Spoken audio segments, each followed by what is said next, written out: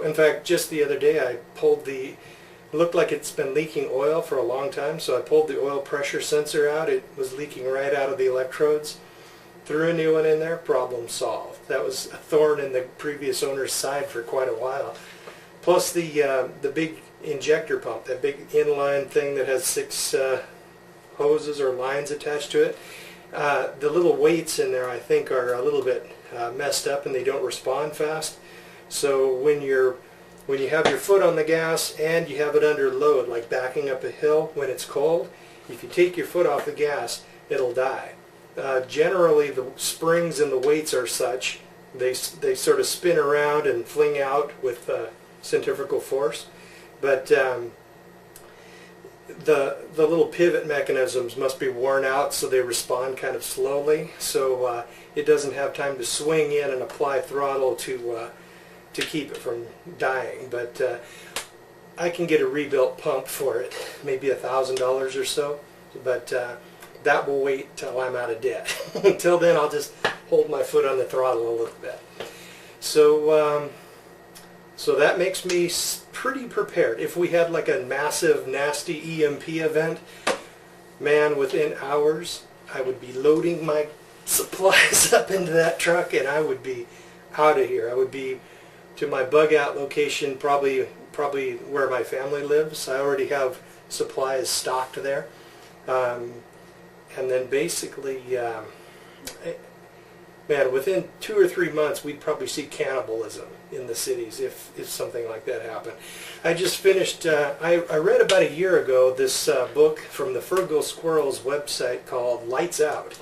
And it's basically, they wrote a novel. I think it was a group of people who wrote it, but they didn't get it published, so they threw it on that website.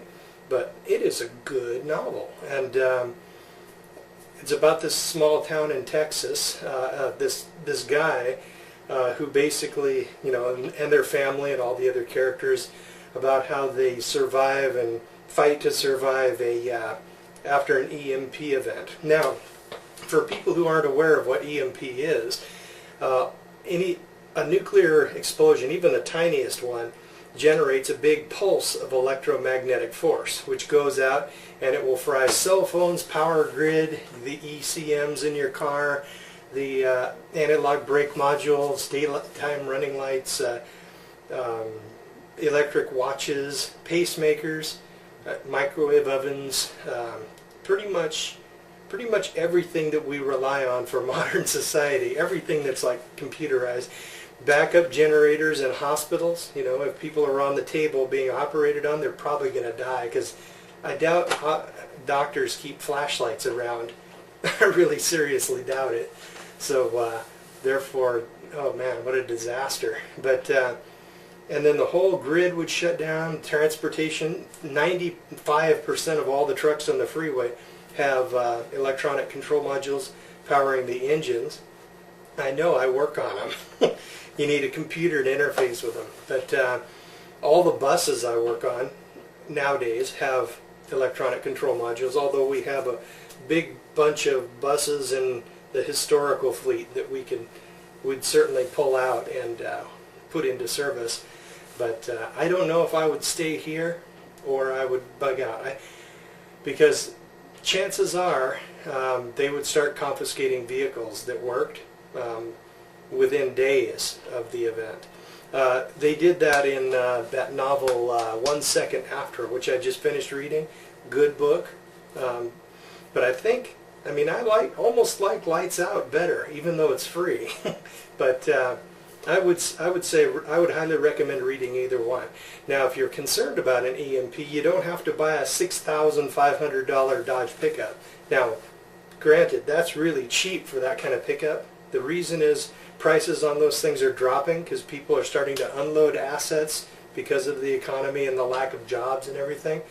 And the result is, if you happen to have some cash, you can pick up some awesome stuff cheap. Well, comparatively cheap. But so basically, if you want something that's EMP proof, I would recommend that you get something like pre-1993, or if it's after 1993, the vehicle that is, and it has central fuel injection with one injector, just spraying fuel down the throttle body, you can actually pull that off and stick a 2-barrel carburetor on there, and then get a new module for the spark plugs and all that.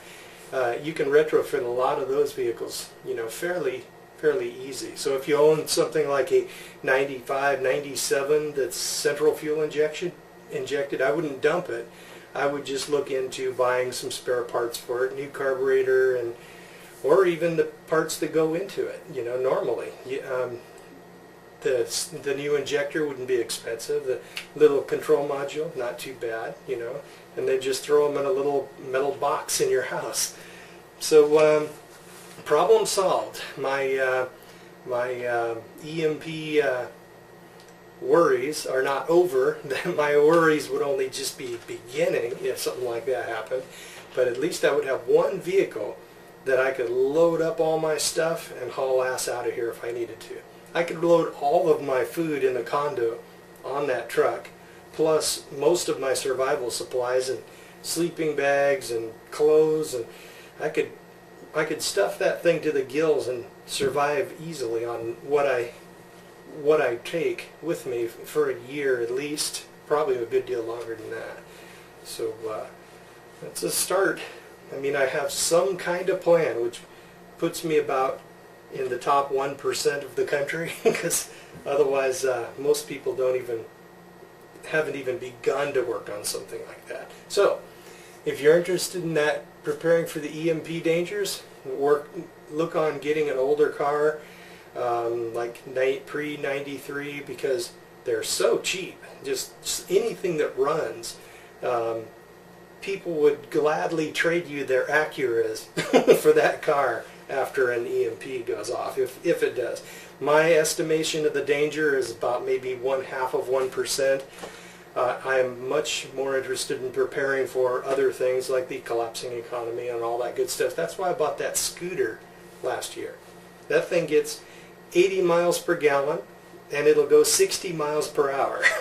Technically, I mean, I can't legally take it on the freeway, but technically I could keep at full out, I could barely keep up with the slowest cars. But best to stick on side streets and you know, those highways and whatnot. Also, I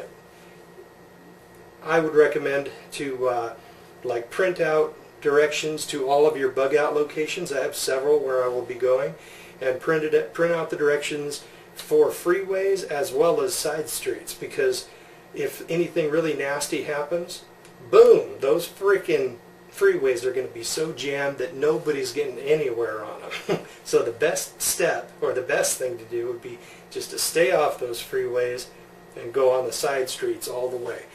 And keep your car tank full. I plan on keeping that truck's tank, as soon as I change the title over, I'm going to keep the fuel tank full on that thing. And then it's like well over half. And generally I keep most of my cars like either half or full. You know, whenever it reaches half, fill it up.